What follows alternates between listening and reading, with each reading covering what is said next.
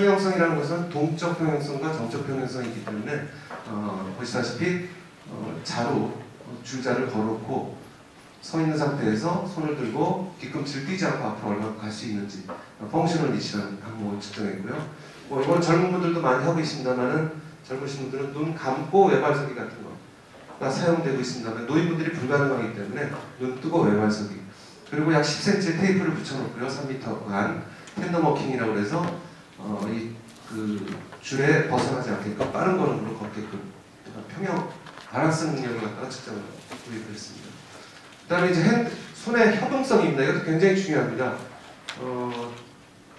그러니까 한국 분들이 그 나무젓가락을 많이 사용하고 있기 때문에 젓가락을 이용해서 녹색 메주콩을 얼마나 30초 안에 많이 옮길 수 있는지, 요거는 이제 저희 재활 분야에서 많이 쓰고 있습니다만은 팩보드라고 합니다. 그래서 부필만한 나무 막대기를 두 손으로 얼마큼 빨리 많이 횟수를 집어넣을 수 있는지, 이런 것들을 우리가 핸드 무빙 어빌리티라고 표현을 했습니다.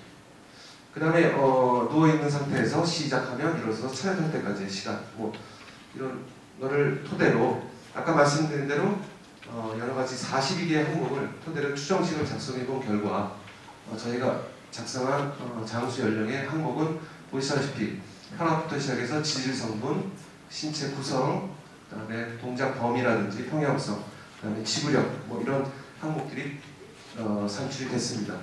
대략 그 R제곱이 한 0.776 정도 돼서 굉장히 상관도도 높은 이러한 식을 개발하게 됐습니다. 여기서 개발한 식은 저희 웹사이트를 통해서 현재도 진행되고 있습니다만, 물론 아직도 수정 보완할 부분은 많이 있습니다. 자, 이 수정식을 개발한 이후에 사실은 저희가 많은 또 공부를 하게 됐습니다. 이 노인분들에 대해서 아마 저희 연구팀 같이 많은 분들이 관심을 갖고 있습니다만, 실제 닥터 스필도서라는 분이 노인분들의, 고령자분들의 신체적인 기능을 이렇게 5단계로 구분을 해놨습니다. 이건 아마 이 연구뿐만 아니라 아마 계신 분들이 산업 분야도 마찬가지고 대상자를 고령자를 어떻게 볼 것인지, 왜냐하면 개인차가 너무 심합니다. 고령자분들은. 그래서 저희가 이 추정식에 참여를 시킨 이 대상자는 이 안에 5단계가 다 들어간 게 아닙니다. 소위 디펜던트한 이런 분들은 휠체어라든지 아니면 침상 생활을 한다든지 이런 분들이기 때문에 이 데이터는 포함이 되지 않은 상황이고요. 그 다음에 이 엘리트적인 측면, 이것도 앞으로 굉장히 관심도가 많습니다. 왜냐하면 지금 나이 드신 분들이 경쟁에 나갈 수 있는, 소위 시합에 나갈 수 있는 정도의 체력과 요구 수준이 높기 때문에 이러한 분들에 대한 어떤 척도도 아마 좀 필요하지 않을까 이렇게 생각이 됩니다. 그거 외에 측정을 하다 보니까 고령자분들은 다 어떤 약물이라든지 어떤 개인적인 질환이 있다든 약물의 영향에 있어서도 측정에 영향을 많이 또 끼칩니다. 또 평상시에 운동 습관이 없는 분들이라든지 무서워서 안 한다든지 아니면 교통수단이라든지 돈을 안 주고 안 한다든지 여러 가지 이러한 그 척도를 개발하기 위해서는 아직도 해결해야 될 문제점이 많이 있습니다만은 어쨌든 어려움이 있다고 안 할 수는 없기 때문에 이러한 문제점을 어떻게 수정 보완을 해야 될 것인가가 앞으로의 과제라고 생각하고 있습니다. 자, 그 다음에 이제 두 번째 소개를 좀 해드리겠습니다. 제가 사실 2000년도 들어와서 2010년 그때 대학에서 강의를 하면서도 학생들의 질문이 나옵니다. 아니, 일본이 이렇게 오래 사는데 우리나라는 일본을 앞설 수 없습니까? 라는 질문을 받으면 저는 절대 일본을 수명을 쫓아갈 수가 없다라고 얘기했습니다. 근데 유엔에서 2010년도에 앞으로 이제 1950년부터 앞으로 다가올 2100년까지 고령자가 7% 이상, 65세 이상의 7% 이상을 우리가 잡고 있기 때문에 그 비율을 한번 따져봤습니다. 그랬더니 일본이 1970년에 7%가 됐으니까요. 고령화 사회에 접어들었으니까 우리나라가 정확하게 약 한 30년 뒤져 있습니다. 지금은 우리나라가 지금 한 14%, 일본은 곧 우리나라는 고령사회가 될 거고 일본은 이미 초고령사회 20%를 넘어섰습니다. 그렇기 때문에 절대 쫓아갈 수가 없다고 생각했는데 2050년이 되면 우리나라가 일본의 평균 수명을 앞선다고 합니다. 그래서 이 데이터를 보고 아 그렇구나라고 했는데 가만히 생각해 보니까 평균 수명을 한번 남녀를 한번 따져봤습니다. 지금 여기 나온 게 일본의 여성의 평균 수명입니다. 90년, 10년 터울로 2살 정도씩 증가를 했습니다. 우리나라는 무려 4살 정도씩 평균 수명이 증가를 하고 있고요. 남성 같은 경우도 굉장히 급속하게 증가를 하고 있습니다. 그러면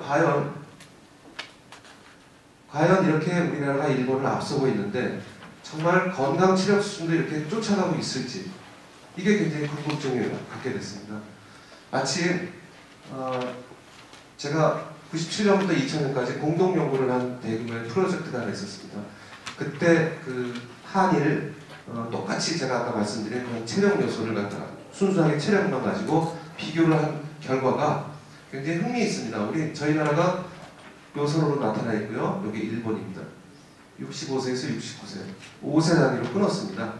그래서 확인을 해본 결과 어느 연령대에도 일본에 비해서 한국의 고령자분들이 건강 체력 수준, 소위 신체 기능적인 측면이 이와 같이 많이 떨어지는 걸 나타내고 있습니다. 특히 75세 이후가 되면 전기 고령자에 비해서 후기 고령자가 더욱더 가파르게 저하되는 걸 알 수 있었습니다.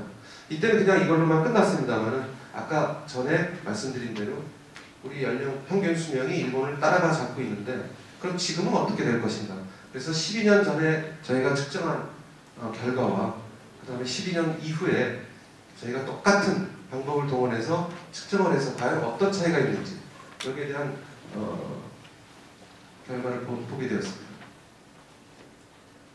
요거는 조금 더 구체적으로 과연 우리 한국 분들이 일본 노인분들보다 어떤 항목이 좀 떨어지는지 보시다시피 가장 크게 나타난 것이 민첩성입니다. 푸테핑이라는 성분하고 딱 치는 겁니다. 또 그 다음에 높은 것이 평형성입니다. 평형성 같은 경우도 다 하지의 근력을 바탕으로 하고 있기 때문에 자 그래서 사실 여기서 보고를 안 드리고 있습니다만 왜 이런 일본과 한국의 차이가 있을까? 설문지를 통해서 조사를 한 결과가 있습니다.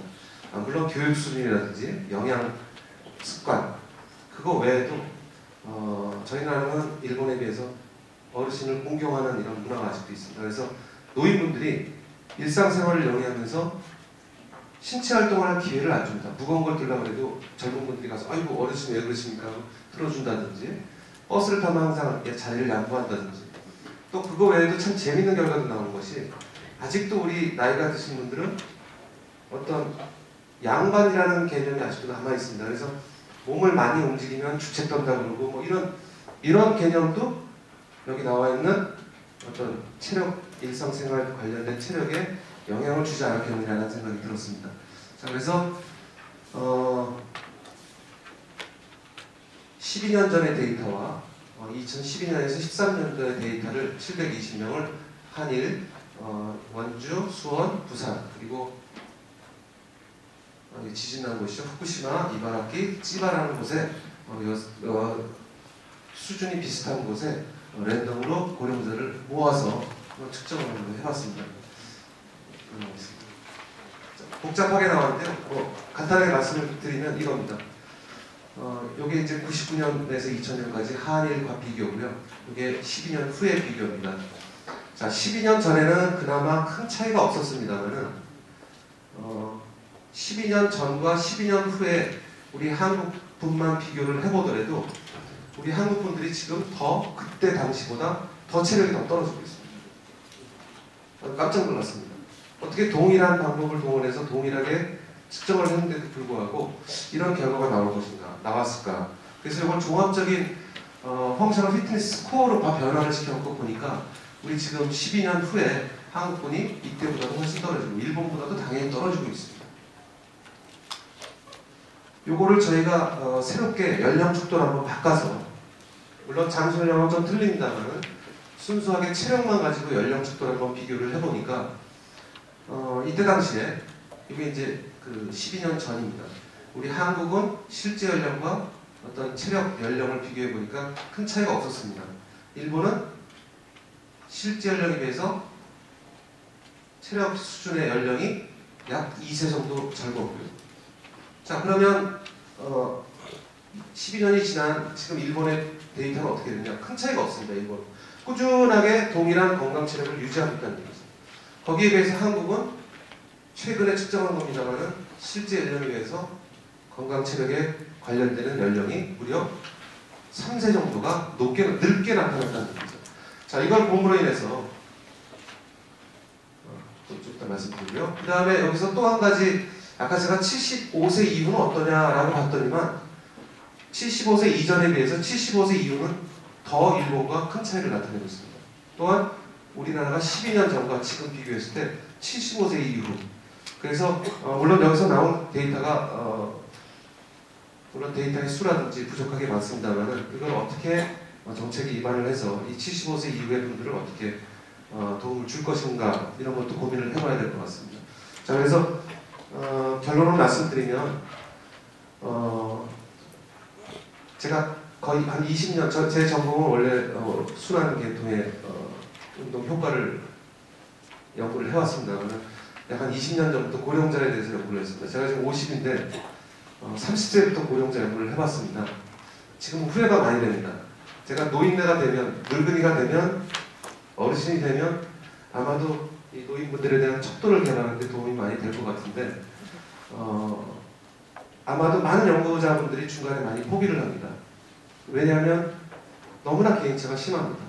또 그 연령대뿐만 아니라 신체적인 기능 측면, 어떤 혈압이 됐건 혈중 지질 성분이 됐건 그 데이터의 수치 차이조차 이 젊은 분들하고 굉장히 갭이 너무 큽니다. 그래서 이걸 어떻게 종합적으로 해서 하나의 척도를 개발할 수 있는가, 이것이 앞으로의 연구 과제라고 생각을 하고 있습니다. 감사합니다. 감사합니다. 교수님 좋은 발표 부탁드리고요. 혹시 질문 있으신 분 계신가요?